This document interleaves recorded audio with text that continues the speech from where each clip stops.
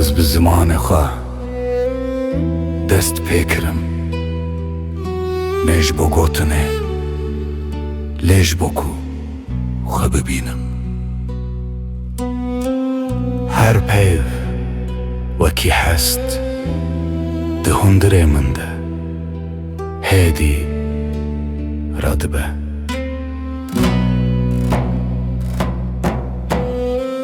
Hin kes ziman dibînin tenê wekî deng,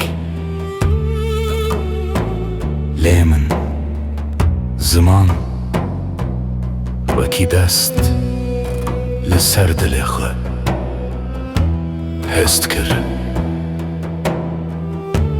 Ez bi wê tu nas kirim, ne bi nav lê bi hest.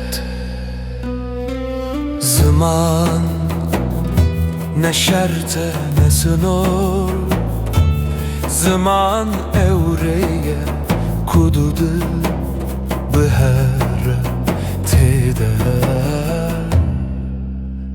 heftu dibinin. Ger deng winda bibe, ger gotin kediya, ziman hîn dimîne di nav dilan.